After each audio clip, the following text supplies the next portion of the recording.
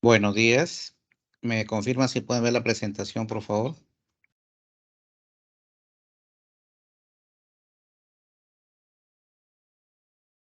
Doctor Sellón, buenos días. Sí se ve, doctor. Perfecto.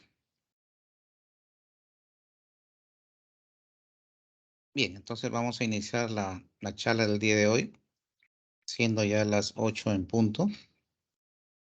Entiendo que ya está la mayoría conectado y el resto se conectará en los próximos minutos. Bien, vamos el primer tema de teoría del día de hoy es una presentación, una revisión en realidad de manejo de mordeduras por ofidios venenosos. Y básicamente es las pautas básicas de cómo enfocar el correcto manejo de este tipo de accidentes, que dicho sea de paso es bastante frecuente en nuestra Amazonía, más frecuente de lo que realmente creemos. Incluso hay subregistro porque hay algunas formas leves que nunca se reportan y no entran a la estadística final.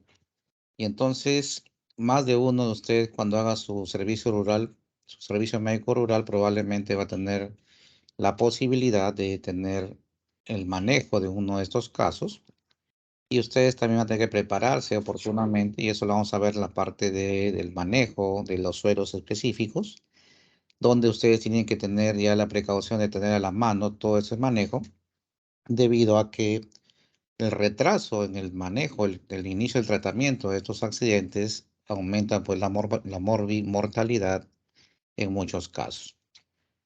Esta es la agenda que vamos a tratar el día de hoy. Hablaremos algunas cosas puntuales con respecto a la definición, epidemiología mundial, pero sobre todo nacional, taxonomía de algunas de las especies más frecuentes de nuestro país y su distribución geográfica, la patogenia, el daño que generan ese tipo de venenos, cómo hacer el diagnóstico correcto, pero por supuesto el manejo, el tratamiento adecuado, también la prevención, que es muy importante, y finalmente algunas conclusiones.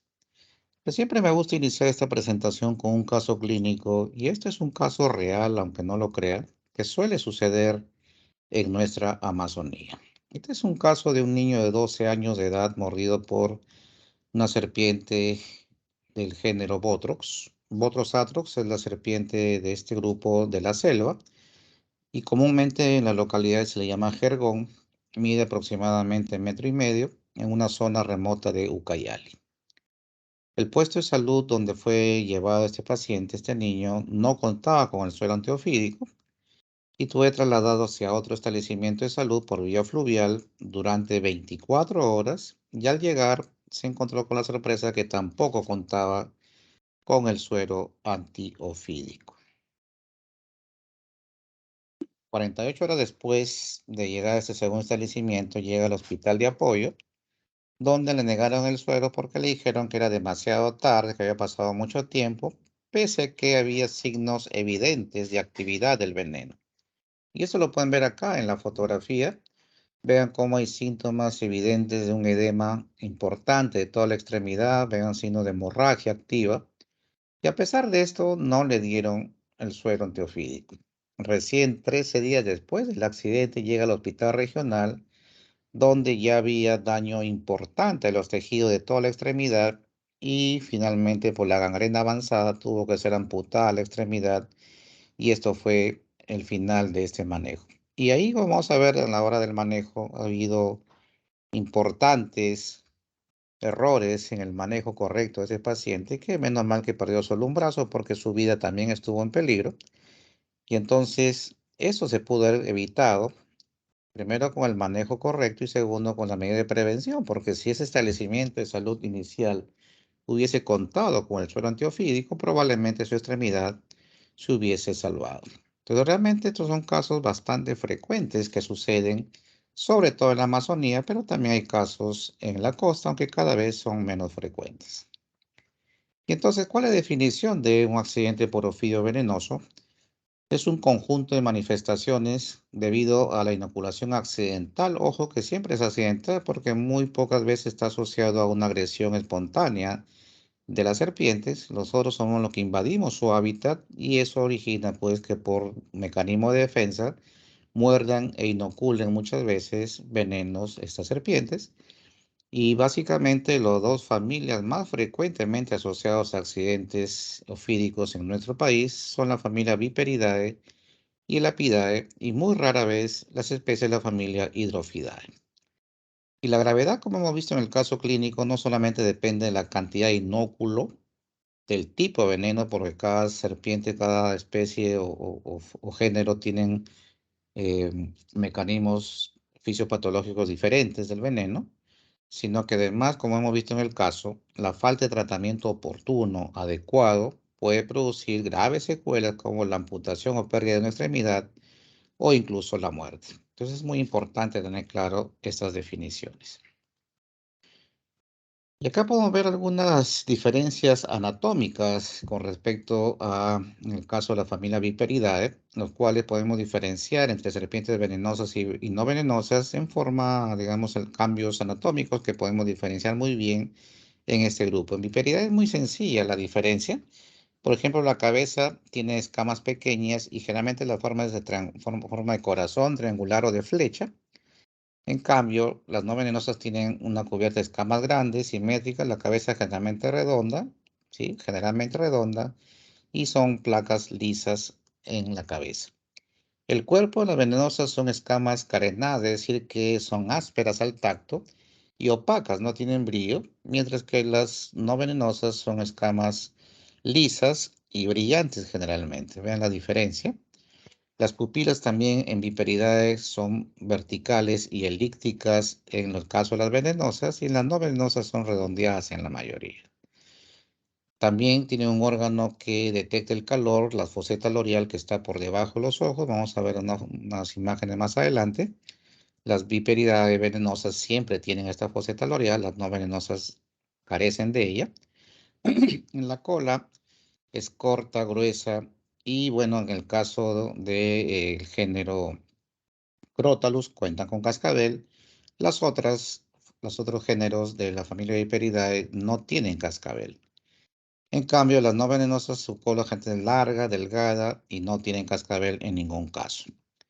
También es importante ver el tema de la actitud que toman las serpientes cuando invadimos o nos acercamos a su hábitat natural. Las venenosas tienden a tomar actitud de ataque en forma de S, listas para defenderse a la menor agresión, mientras que las no venenosas, al no contar con veneno para defenderse, tienden a escapar rápidamente. En el caso de Elapidae, la familia de los corales, vamos a ver que los anillos, las venenosas son completas, es decir, que todo el perímetro del cuerpo está completado por los anillos del mismo color, y vamos a ver que tiene algunas características importantes en cuanto a la forma de presentación de los colores, ¿no? Y existe una definición en cuyas siglas se llama RANA, que tiene que ver con los colores rojo, amarillo, negro, amarillo. Se dice que cuando tienen esta disposición, siempre son venenosos, aunque no siempre se cumple estos casos. No es importante mencionarlo porque si nos basamos solamente en la distribución de los colores, a veces podemos cometer errores. Pero es importante saber que esa forma de presentación de colores se presenta muy frecuentemente. Las no venenosas pueden tener algunos colores, pero en la parte ventral no continúa ese mismo anillo, el mismo color, está interrumpido, es una diferencia importante. Los ojos de las corales venenosas son pequeñas, las no venenosas son grandes. La cabeza es alta y corta en las venenosas, en las no venenosas chata y afilada. La cola corta y gruesa en venenosas, larga y delgada en las no venenosas. Quizá aquí hay un poco más de dificultad en diferenciarlas, pero vamos a ver algunas fotografías más adelante. Importante, algunas características epidemiológicas de esta enfermedad es el tema de que la cantidad la alturas por metro sobre el nivel del mar en los cuales se hace la descripción de los casos a nivel nacional está entre los 800 y 2000 metros sobre el nivel del mar, que es básicamente la selva baja, ceja de selva, y algunos casos menos frecuentes en la selva alta y también en la costa. Pero en ese grupo 800 y 2000 metros es donde más casos se reportan a nivel nacional. Y hay departamentos muy bien identificados con el tema de esta enfermedad o de estos accidentes, en los cuales Loreto es el departamento que más casos reporta a nivel nacional, pero el que más letalidad ha demostrado es el departamento de Amazonas. La causa probablemente sea el acceso a servicios de salud y el acceso al manejo oportuno, más que en esta zona de Amazonas existan especies más venenosas o más ponzoñosas, es menos probable que sea esa la explicación. El grupo etario, por supuesto, se da en personas económicamente activas que van a servicio rural, como por ejemplo la agricultura. Y entonces el grupo etario está entre los 10 y 50 años y el 80% de los casos está en ese rango de edad. Y obviamente, pues los varones son los que más trabajan en zona de agricultura, por lo tanto, son los que más casos reportan en cuestión de sexo, sobre todo en las zonas rurales. Y también estos episodios de accidentes zoofídicos tienen una estacionalidad ya demostrada. En los meses lluviosos de noviembre a marzo suceden más casos. Y la explicación es lógica porque en la época de periodo de creciente de los ríos, los roedores se acercan más hacia la población rural debido al aumento de los caudales de los ríos y las serpientes que se alimentan pues de estos roedores también se acercan y entonces eso genera que en estos meses haya mayor contacto o frecuencia de contacto con estas serpientes venenosas. Importante ese dato. Además, en el país existen 33 especies ponzoñosas o venenosas de diferente intensidad o severidad, de las cuales 9 son oriundas de nuestro país. Y el grueso de pacientes reportados con respecto a accidentes por ofidio venenosos está el género Botrox. Prácticamente más del 90% de los casos son producidos por este género. Es muy importante tener claro estos datos. Y acá podemos ver un panorama a nivel mundial, en los cuales podemos ver cómo a nivel de las Américas, de Latinoamérica principalmente, y parte de Norteamérica, vemos que la tasa de mortalidad a nivel mundial son 4.000 muertes, muy por debajo pues, de lo que vemos en África, que supera los 20.000, y en Asia más de 60.000. Llama la atención la poca casuística de mortalidad, por ejemplo, en Australia, ¿no? 250 muertes al año. Y eso no se explica muy bien porque si nosotros nos ponemos a revisar las especies más venenosas a nivel mundial, justamente en esta área de Australia donde encontramos las serpientes más venenosas del mundo. Por ejemplo, la taipanda al interior, la serpiente tigre, la serpiente marrón, son una de las 3 especies más venenosas del mundo y sin embargo, la tasa de mortalidad es baja. Y aquí pues está claro que pues debido a un sistema de salud muy, muy adecuado, donde tienen incluso helicópteros para trasladar a un paciente mordido rápidamente a un establecimiento de salud y todos cuentan con los venenos, los sueros antiofídicos, perdón, específicos para cada especie conocida. Entonces, la rápida intervención y contar con todos los sueros específicos hace que la tasa de mortalidad sea baja, a pesar de que son las serpientes más venenosas de todo el mundo. En África cuentan con serpientes muy venenosas como por ejemplo la mamba negra, y aquí pues el hecho de tener una accesibilidad muy escasa a servicios de salud hace pues que la tasa de mortalidad sea alta, al igual que en Asia que existen serpientes también muy venenosas, entre ellas pues las cobras, sobre todo la cobra real, que su veneno gota por gota no es más digamos, tóxica que otras. Sin embargo, debido a su gran tamaño de la serpiente, la cobra real, que es muy grande, puede medir 4 a 5 metros fácilmente. Entonces, la gran cantidad de veneno que inocula hace que aumente el riesgo de mortalidad. Entonces, como vemos, a nivel mundial hay muchas diferencias, pero como vemos, un adecuado sistema de salud con acceso oportuno a los sueros hace que la mortalidad sea mínima, como el ejemplo clásico de Australia. Importante tener claro estos datos. Esta diapositiva es para recalcar el tema de la estacionalidad. Los meses de noviembre a marzo, como dijimos, aumentan los casos, que son los periodos lluviosos, y el resto del año empieza a disminuir nuevamente. Y como ven, cada año se mantiene ese mismo patrón, justamente de estacionalidad que ya les había mencionado, con respecto pues al tema de los meses lluviosos. Igual los departamentos que refieren o reportan casos de accidentes por ofidios. Dijimos que la cabeza, el grueso de pacientes es en Loreto, pero que Amazonas es el que reporta más casos de letalidad.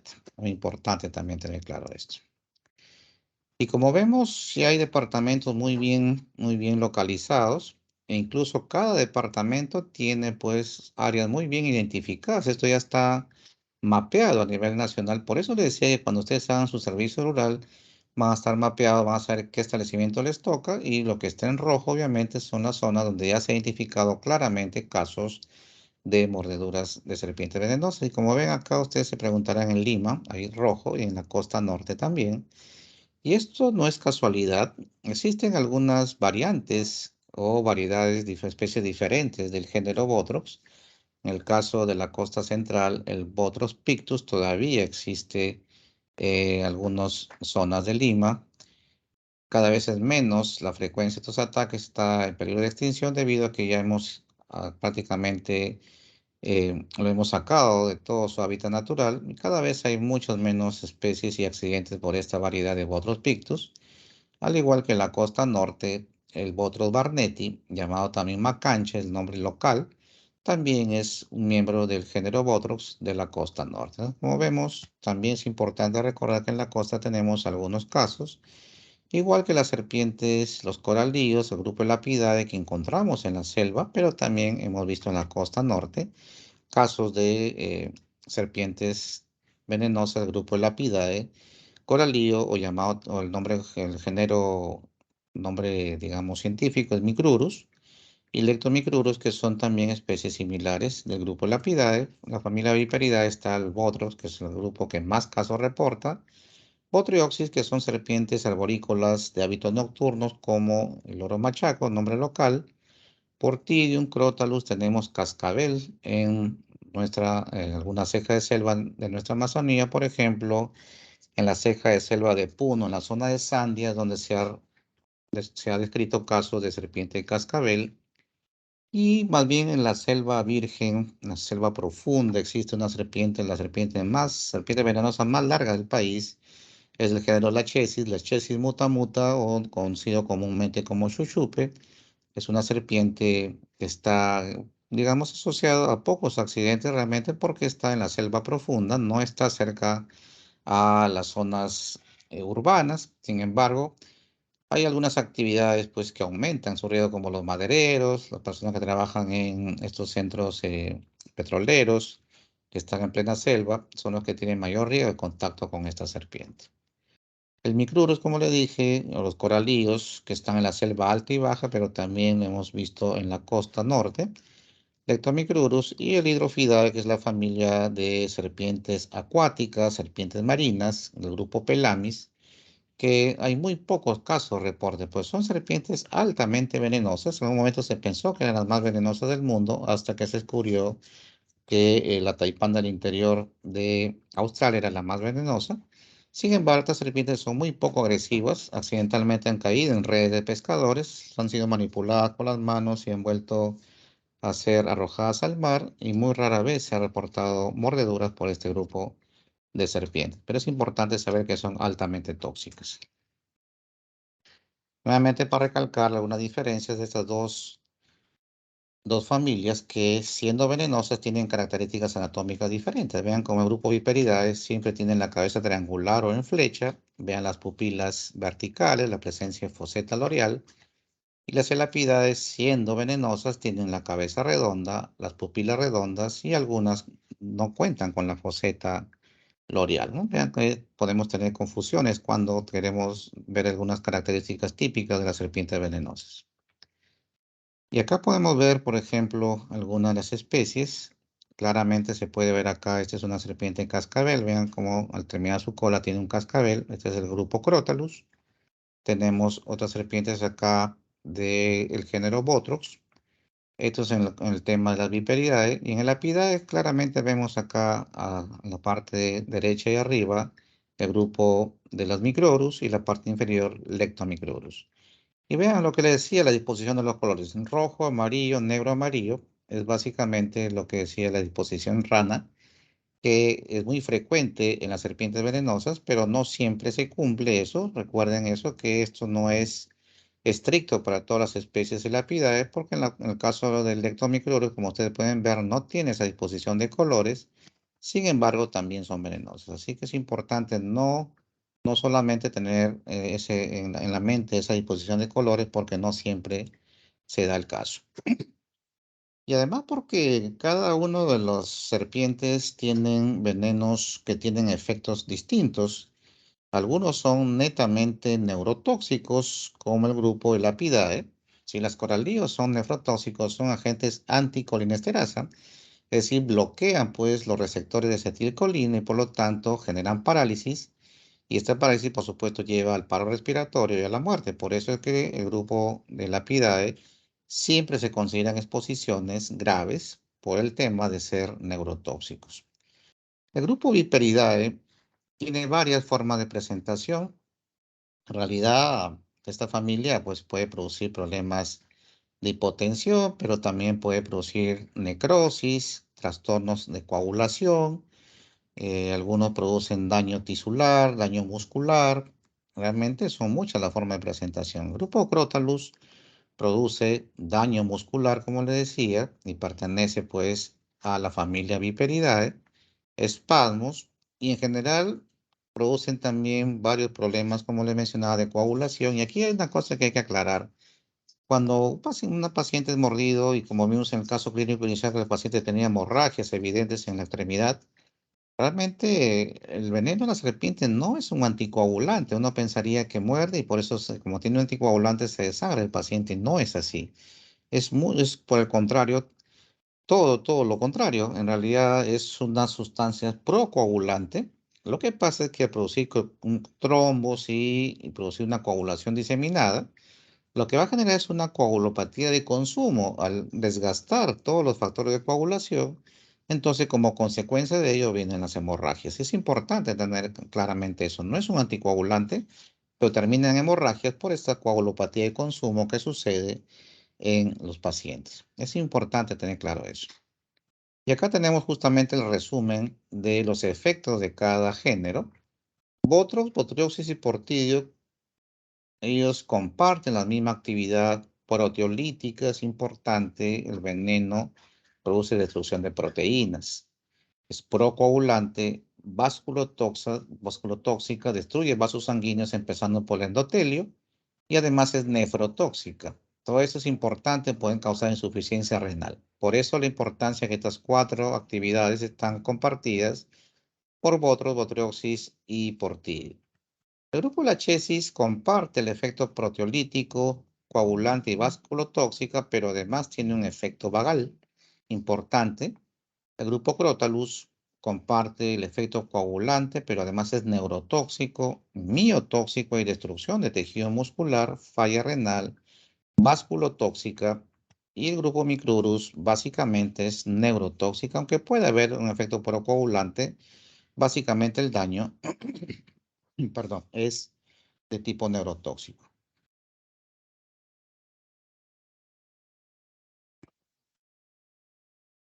¿Y cómo clínicamente podemos diferenciar?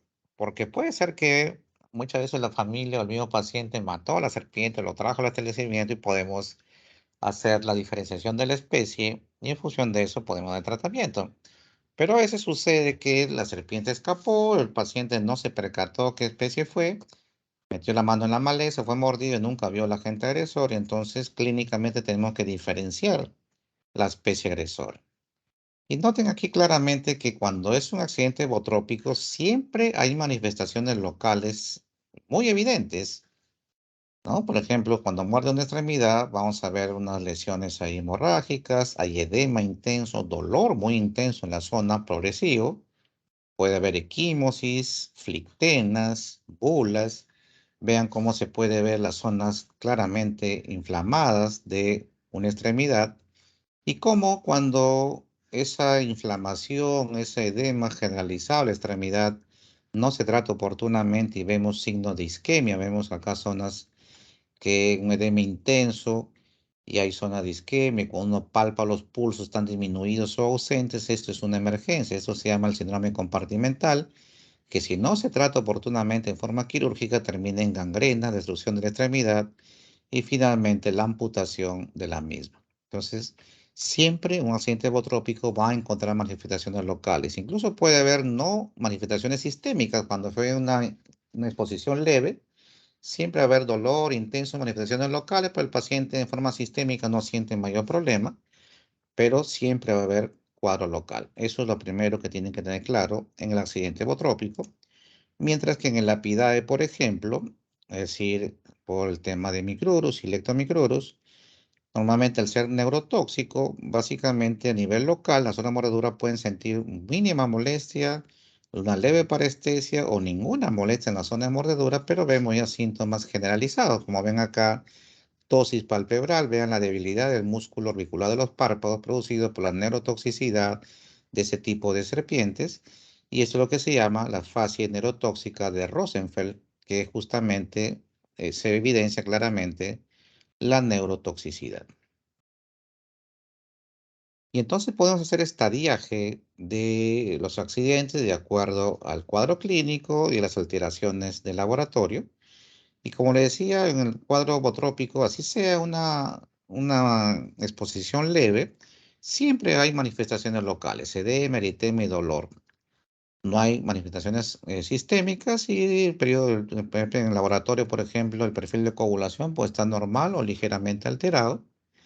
En la moderada, el edema, el eritema siempre está, el dolor se hace más evidente, aunque no hay manifestaciones sistémicas, solo mucho algunas hemorragias escasas, también puede estar el perfil de coagulación normal o alterado. En cambio, en la forma grave ya vemos equimosis, bulas, necrosis del tejido, y aquí siempre va a haber manifestaciones sistémicas como hipotensión, shock, hemorragia grave, insuficiencia renal aguda y laboratorios va a estar muy alterado el perfil de coagulación, incluso también puede haber pruebas de función renal también alterado. Vean cómo se puede hacer el estadiaje clínico del accidente botrópico, pero siempre, nuevamente recalco, siempre hay manifestaciones locales. Esa es la diferencia con los otros grupos, en los cuales, por ejemplo, por accidente carotálico, por serpiente de cascabel, a nivel local puede haber ninguna o muy leve edema y parestesia en la zona de la mordedura, pero sí hay, como el Crotalus también tiene componente neurotóxico, para fascia miasténica, discreta, mialgias, discretas o ausentes. El perfil de coagulación ligeramente alterado normal, en la moderada igual, a nivel local mínimos efectos, pero sistémico sí ya se ve una fase miasténica, hay una mialgia importante, alteración del perfil de coagulación y la grave. Igual a nivel local no hay muchas manifestaciones locales, pero sí sistémicas hay fase miasténica, mialgia evidente, donde ya hay un daño y destrucción de tejido muscular, oliguria o anuria, incluso puede insuficiencia respiratoria, y aquí siempre encontramos alteraciones del perfil de coagulación y de la función renal. Es la forma graves. Pero miren la diferencia con el accidente lapídico, en los cuales al ser neurotóxico, como le dije, el grupo Micrurus, todas las formas son graves. No hay formas leves ni moderadas, todas son graves. Primero por el daño que genera a nivel muscular con riesgo de paro respiratorio, sino que además aquí interviene mucho el tiempo de acción de tomar las medidas como el suero específico, porque mientras más tiempo se retrasa, el veneno afecta más terminaciones o receptores de acetilcolina y por lo tanto si uno usa tardíamente el suero antiofídico el efecto va a ser mucho menor porque una vez que ya invade los receptores la parálisis se da aun cuando recibe el paciente el suero antiofídico específico. Es importante que en el apídico siempre se considera grave la exposición.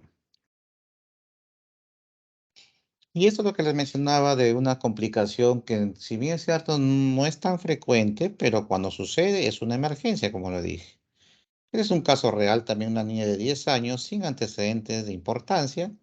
Una hora antes fue mordida por una serpiente del grupo Botrox. Se evidencia dos heridas punzantes y sangrantes en la cara lateral del tercio inferior de la pierna derecha y ella recibe el suero teofídico polivalente. Sin embargo, a pesar de recibir la medicación, en la evolución, el dolor de la extremidad se vuelve un dolor más intenso, con parestesias, hiperestesias, edema progresivo y ese edema se hace tenso hasta el muslo, incluso hasta la ingle del mismo lado, y hay pérdida del pulsos tibiales con cambios isquémicos en dorso del pie. Esa detección clásicamente es un síndrome compartimental y eso es una emergencia. No no tiene manejo médico, esto siempre es un manejo quirúrgico, siempre en todos los casos. Si bien es cierto, el uso de corticoides puede un poco retrasar hasta que usted puede iniciar corticoides en este contexto, hasta que el paciente puede ser referido a un establecimiento de salud donde ya es cirujano, pero no es el manejo correctivo, sino simplemente es para ayudar a que el paciente llegue al establecimiento de salud, porque esto siempre es quirúrgico. Más adelante veremos cómo es el manejo quirúrgico con mucho más detalle. Entonces, nos hacemos la pregunta, ¿cómo hacemos el diagnóstico de ofidismo en nuestro establecimiento de salud? La mayoría de las veces hay un antecedente de mordedura, pero hay una situación especial, sobre todo aquellos que recibieron una mordedura, digamos, una mordedura que recibió durante la noche, salió a pasear por las zonas circundantes de la selva, donde hay maleza, y algunas serpientes son arborícolas de hábitos nocturnos, fue mordido en la cabeza, en la cara, y el paciente pensó que se tuvo que rozó con alguna espina, alguna maleza y no recuerda el antecedente de mordedura. Y estos casos son más difíciles de manejar. Pero en la mayoría, cuando son mordeduras durante el día, la mayoría de pacientes recuerdan el evento del antecedente de mordedura. También, por supuesto, la ubicación geográfica, porque yo, si veo un paciente que fue mordido pues, en una zona desértica de Piura, lo primero que voy a pensar, si fue una serpiente marrón, marrón oscura, entonces yo debo pensar en Bodro Barnetti. Si fue mordido en zonas de malezas donde vi una serpiente de varios colores, pero fue cerca del anochecer, uno piensa en Micrurus. Y entonces no voy a pensar, por ejemplo, en Cascabel, en la costa norte. Y entonces importante que la ubicación nos va a orientar. Si fue en la ceja de selva, en Sandia, en Puno, dijimos que ahí sí hay crótalus y a veces está característico el sonido del cascabel de la serpiente que nos avisa de su presencia. Y obviamente, pues eso es importante geográficamente diferenciar. Pero si aún así nos queda la duda de qué serpiente fue la agresora, entonces si pudimos verla, hay que describir las características de la especie, el color, el tamaño, la hora en que sucedió la mordedura, si fue en el piso, o en el suelo, perdón, o fue en un árbol. Eso ayuda bastante. Y sobre todo el tema de la evaluación clínica, localización de la herida y los síntomas que no he mencionado, los síndromes. Es importante con eso diferenciar claramente cuáles son, digamos, las características de esta enfermedad. Existen pruebas de laboratorio de ELISA, de radioinmunoensayo, la utilización del látex, que identifican los anticuerpos contra algunos venenos específicos. Sin embargo, vamos a recordar que los anticuerpos toman su tiempo en aparecer, no aparecen inmediatamente, así que no son prácticos para el tema del diagnóstico, quizá para seguimiento, para confirmación de la especie o algún estudio de tipo epidemiológico nos puede servir, pero para una intervención inicial no nos ayuda debido a lo siguiente. Los anticuerpos IgM aparecen a partir del segundo día y recién desaparecen después de 20 días, mientras que los IgG aparecen desde el 10.º día y pueden estar cercanos hasta los 80 días detectables en la sangre. Entonces, realmente no nos ayuda mucho el buscar anticuerpos y además pues, los laboratorios de periferia de las zonas rurales no cuentan con la capacidad de hacer dosaje de estos anticuerpos. Así que no es muy práctico, pero es importante saber que se puede hacer. Pero no solamente la serpiente inocula veneno en la mordedura, sino que en su cavidad oral también cuenta con una flora microbiana importante, ¿no? Gran negativos como Morganella morgana, E. coli, Providencia, gran positivos como Streptococcus grupo B, Enterobacter, y anaerobios como Clostridium y bacteroides. Así que por eso la importancia de que en el manejo también se considere el uso de antibióticos de amplio espectro que cubra gran positivos, gran negativos y anaerobios para lograr cubrir este grupo de gérmenes que también pueden afectar al paciente. Y acá podemos ver algunos cambios o alteraciones en laboratorio que vamos a encontrar de acuerdo a la especie agresora, que también nos puede ayudar en el tema del diagnóstico. Obviamente, los que tienen acceso a un laboratorio, porque en un puesto de salud pues no contamos con nada de esto, pero es importante tener claro cuando hay botros, botrioxis, portidio o lachesis como agente agresor. Las alteraciones que encontramos, por ejemplo, en el hemograma, es presencia de alteraciones de la forma de los glóbulos blancos y los glóbulos rojos. El tamaño puede variar con macrocitosis, con leucocitosis, y hay trastorno de coagulación con alteración del fibrinógeno, con disminución de la protrombina, en general de factores 5 y 8 con plaquetopenia, y eso hace que aumente el tiempo de coagulación y sangría, es lo clásico que encontramos. Mientras que cuando el accidente es por Crotalus, y dijimos que son miotóxicos, entonces va a haber aumento en la CPK total, aumento de la deshidrogenasa láctica, del TGO, va a aumentar la mioglobinemia y mioglobinuria por destrucción de tejido muscular. Y obviamente podemos encontrar tolabinas, hemoglobina en orina aumentada y plaquetopenia como alteración de la coagulación. Entonces vean que también nos ayuda un poco los hallazgos del laboratorio para diferenciar algunas especies agresores. Y el manejo es importante porque una vez que el paciente es mordido, él está en reposo absoluto, no debe caminar ni correr, establecimiento de salud. Mientras más corra, mientras más esfuerzo físico haga, el veneno se disemina más rápido. Así que es importante que se implemente una camilla, digamos, con lo que tengan a la mano y el paciente sea llevado al establecimiento de salud más cercano sin que éste tenga que hacer actividad física.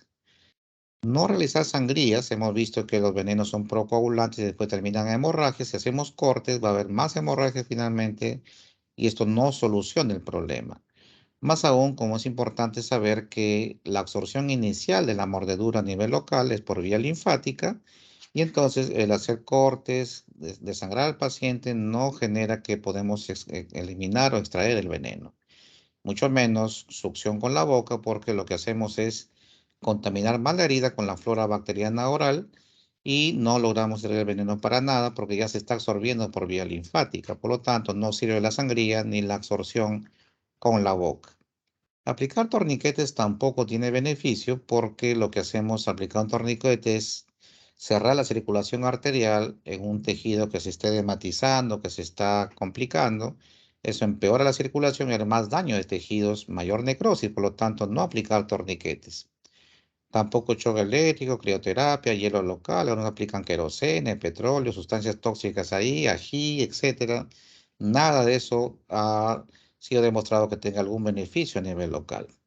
Y obviamente tiene que llevarse el paciente lo más pronto posible al establecimiento de salud que cuente con el suero antiofídico. Una vez en el establecimiento de salud deben abrir una hoja de constantes vitales, hay que medir el volumen urinario, mantener en alto el miembro afectado, si hay laboratorio, pedir los exámenes auxiliares correspondientes, el uso de analgésicos y ansiolíticos, importante, hay que evitar depresores del sistema nervioso central, por eso hay que evitar pues, las benzodiazepinas en exceso. Hay que hacer una buena limpieza de la lesión, vacunación antitetánica, hidratación adecuada, transfusión sanguínea de ser necesario y el uso de antibióticos que no he mencionado para cubrir el grupo de agentes infecciosos que ya les había puesto una diapositiva anterior y debe ser de amplio espectro como la combinación de amoxicilina ácido clavulánico, algunas otras asociaciones, etcétera, ¿no? El uso de corticoides solamente se da en dos situaciones. En el síndrome compartimental, no para tratar, sino para retrasar el tema del tratamiento quirúrgico, mientras es trasladado a establecimiento de salud que cuente con este servicio, y también para manejar alguna reacción de hipersensibilidad al suero antiofídico. Como vamos a ver, es un suero que es elaborado en ganado equino y entonces pues puede haber riesgo de hipersensibilidad y en ese caso sí se usan los corticoides, pero no hay otra asociación o indicación de uso de estos medicamentos. Sobre todo porque el suero pues lo que hace es pequeñas cantidades diluidas del veneno se inyectan en el ganado equino. Estos son hiperinmunizados y luego son extraídos pues, los anticuerpos y estos son sintetizados en forma de ampollas inyectables que se usan para neutralizar el veneno específico de cada especie. Entonces, son producción de inmunoglobulinas específicas hechas para cada tipo de veneno. Y entonces, Por eso se recomienda que el ser pues, sintetizado en suero equino, alto riesgo de sensibilidad, por eso algunos sugieren usar antihistamínicos previamente, es válido esa indicación. También se sugiere que sea una infusión lenta. Normalmente de 30 a 60 minutos debe diluirse las ampollas necesarias, que en promedio son 3.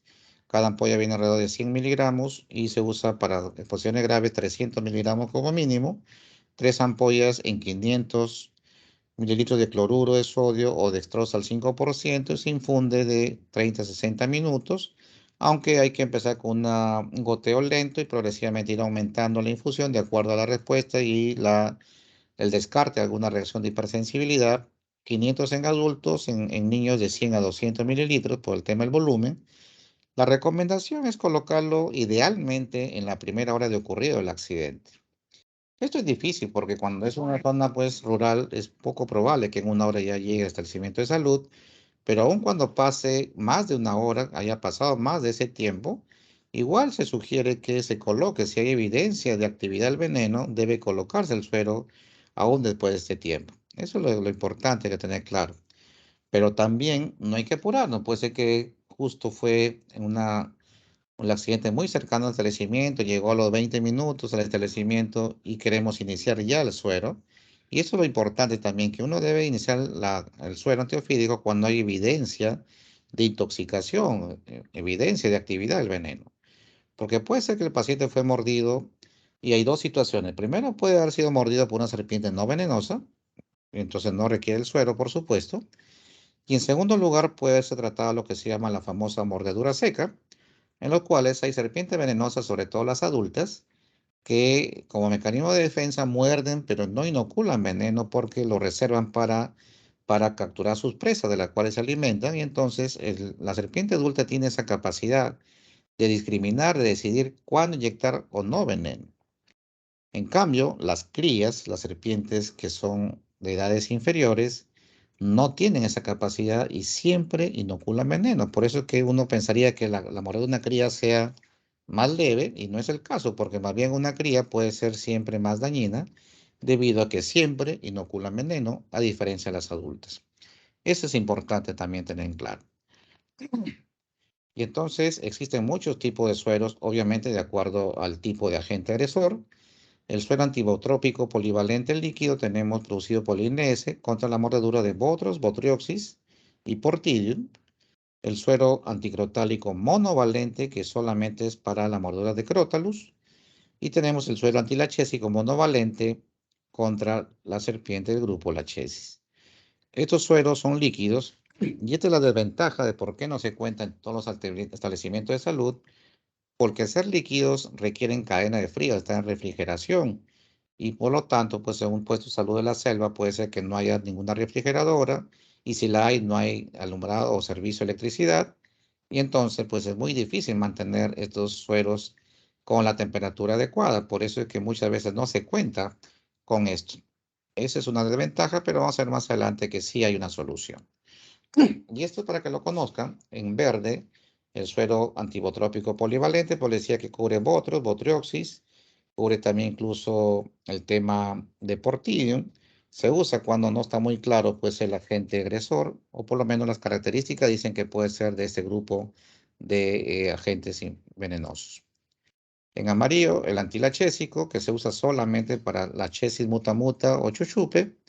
Y en rojo, el anticrotálico, que es solamente para serpiente de cascabel o Crotalus, que tenemos en nuestra selva de Puno. Y entonces, al no tener, y estas requieren cadena de frío, entonces el INS también empezó a sintetizar el famoso suero antibotrópico liofilizado, que viene pues en polvo y su diluyente viene por separado.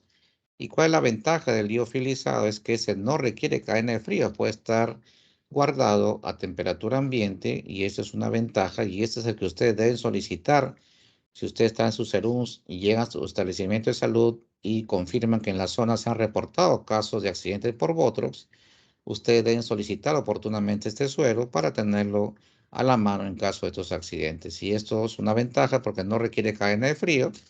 La desventaja es que su producción es más costosa pero obviamente pues una vida que ustedes puedan ayudar a evitar la muerte, pues un paciente no tiene precio.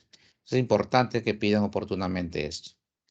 Lamentablemente, como usted ve en las diapositivas, este es el suero polivalente para varios tipos de Botox, como les he mencionado, pero lamentablemente el INS no está produciendo Botox, o perdón, el suero específico para el grupo Lapida. El caso de Coralío, de Micrurus y Lectomicrurus, no contamos con suero a nivel nacional. En algún momento se estaba importando de Brasil, pero realmente en este momento no tenemos disponibilidad. Entonces, si alguien sufre una mordedura del grupo Lapidae, lamentablemente no tenemos a la mano el suero específico. Pero ustedes se preguntarán cómo manejarlo. Entonces, como sabemos que un paciente mordido por el grupo Lapidae por Micrurus o Lectomicrurus es una intoxicación de tipo neurotóxica, la idea es que el paciente llegue a un establecimiento de salud, sea derivado a un establecimiento que cuente con soporte ventilatorio ante la posibilidad de paro respiratorio. El paciente es ingresado a ventilación mecánica y después de algunas horas o días el veneno a nivel corporal se va inactivando y eventualmente puede ser detectado en la máquina en los siguientes días.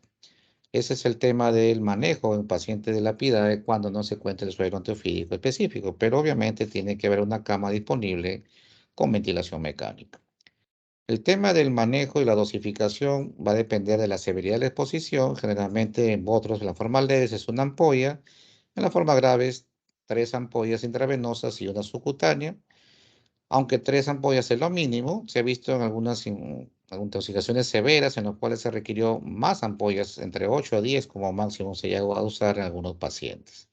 En la chesis, cuando es una serpiente muy grande, siempre se usan 3 ampollas en promedio. En Crotalus, entre 1,5 ampolla y 3. Y en el Apidae, son serpientes pequeñas de 1 a 1,5 ampolla cuando se cuenta con el suero específico.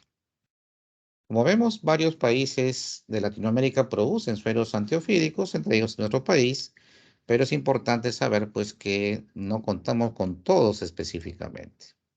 Ya dijimos que en niños de 100 a 200, la dilución en adultos en 500 puede ser dextrosa al 5% o cloruro de sodio al 9 por mil, goteo lento inicial, luego se va aumentando la dosis, siempre vigilando cualquier reacción de hipersensibilidad.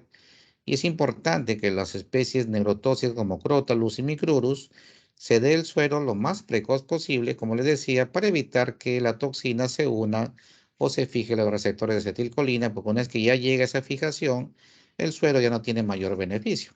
Por eso, mientras más rápido se coloque el suero en estos grupos, es mejor.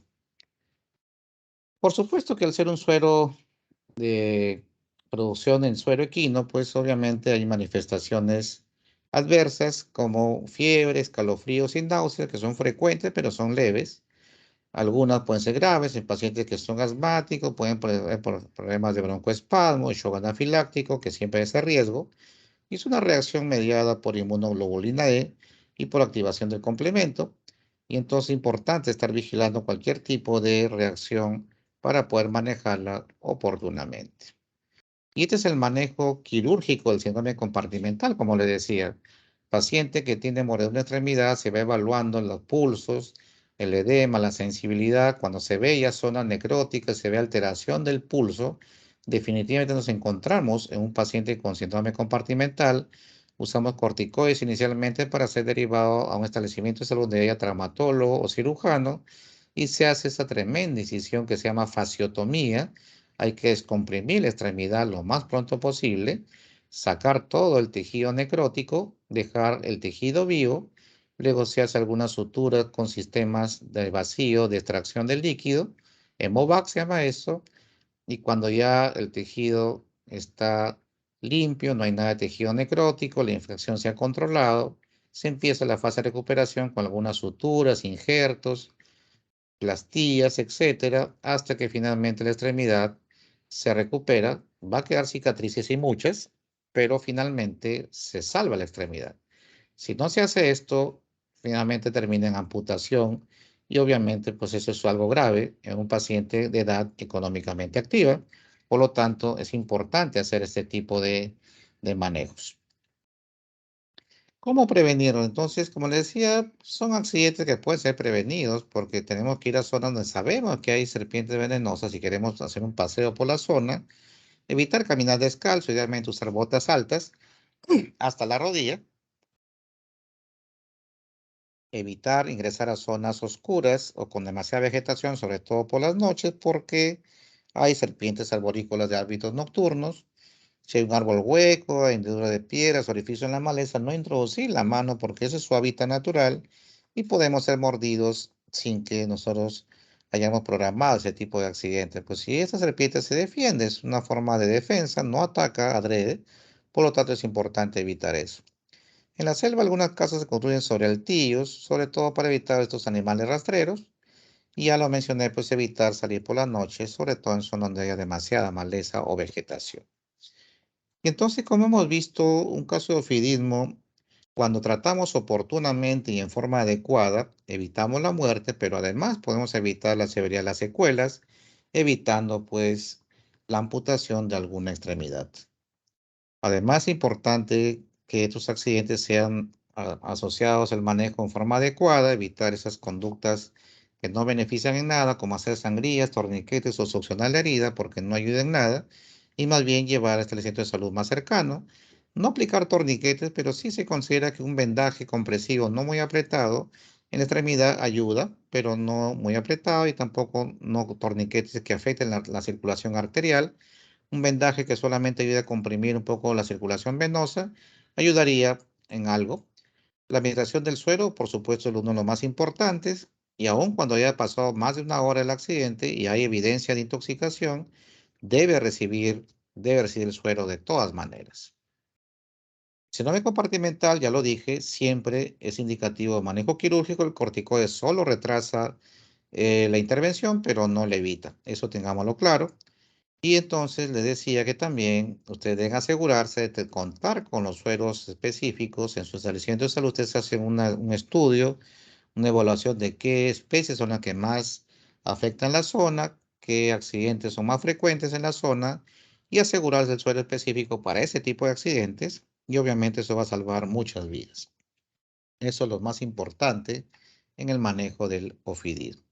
Bien, entonces vamos a pasar entonces a la ronda de preguntas para poder aclararlas pues en este momento. Si hubiese alguna pregunta, por favor, lo aclaramos en este momento.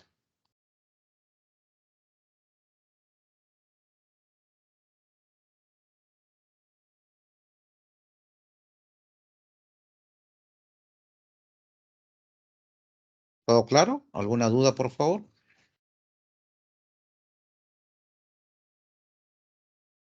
Creo que todo quedó claro, doctor. Bien. em, yo en el grupo anterior a usted, Foley, le envié la clase a su WhatsApp, así que lo va a poder compartir con el resto de sus compañeros. Igual está grabada la presentación. Cualquier duda, entonces estamos para aclarar. También le envié el rol que me envió el doctor Ramírez, la atribución de las actividades del docente. El día de mañana no estoy programado con usted, nos veríamos el día miércoles y nos vamos poniendo de acuerdo con cómo hacer la rotación conmigo. Los lunes y miércoles, por lo menos las 2 primeras semanas, son las teorías que hago, es ofidismo. El próximo va a ser antimicóticos. La tercera es infección de transmisión sexual y finalmente antivirales. Son las 4 teorías programadas. Igual tenemos otras actividades como casos clínicos y unas revisiones que hago de uso racional de antibióticos y de lepra, que no está en el sílabus, pero es importante que tengamos claro eso. Incluso alguna revista se plantea por ahí un artículo para hacer un poco de revisión de antimicóticos, porque lamentablemente tampoco tenemos como tema la micosis profunda, que es una enfermedad que debería estar incluida también en el sílabus y que vamos poco a poco mejorando el tema de los ítems que vamos a tocar en esta rotación. Entonces, conmigo sería el día miércoles a las 8 de la mañana también para ver la teoría de antimicóticos y oportunamente les voy a estar haciendo llegar con Foley el tema del caso clínico respectivo para poder irlo preparando en forma progresiva. La idea es que ustedes, que son 12, se dividan en 3 grupos de 4 o 4 grupos de 3, ustedes lo deciden, de tal manera que en forma rotativa va a responder el tema de los casos clínicos y los dos seminarios que tengo conmigo también, que son tuberculosis XDR y dengue, que también lo presentan los alumnos. Lamentablemente, y eso siempre lo he observado, pero no es mi responsabilidad en realidad, porque siempre el primer grupo tiene una ventaja, que tienen 4 semanas de rotación, pero a partir del segundo solo tienen 3, y entonces corta un poco las actividades que tengan programadas habitualmente. Así que vamos a tratar de sacar el máximo provecho a la rotación en esas 3 semanas que nos quedan. Entonces, las 4 teorías, los 2 seminarios y el resto de los días vamos a hacer los casos clínicos y eventualmente las revistas. No sé si tienen alguna duda con respecto a eso. Doctor, en relación a los seminarios, ¿lo vamos a preparar los 12 y los dos exponemos o No, usted elige quién expone? no se lo ponen de acuerdo ustedes. En realidad lo que yo les decía es que se formen subgrupos y que, por ejemplo, ese grupo son 4 grupos de 3, digamos, ¿no? Entonces, grupo A, B, C, D. Por sorteo, el primer seminario le toca al grupo C. Entonces, la siguiente actividad, que es el seminario, revista o caso clínico, le tocaría al D, y luego vuelve el A, y luego en ese orden, o sea, en forma consecutiva. Esa es la idea. Claro que si en un momento, pues, algún grupo tuvo más exposiciones que otro, entonces ya en la última actividad pueden programar el resto o cambiar los grupos de tal manera que todos tengan la misma cantidad de actividades, ¿no? Esa es la idea, que ustedes se pongan de acuerdo. Ya, doctor, está bien. ¿Sí? Listo. Entonces, nos vemos el día miércoles 8 en punto de la mañana para poder hacer la segunda clase teórica. Gracias y buenos días con todos. Gracias, doctor. Buenos días. Buenos días.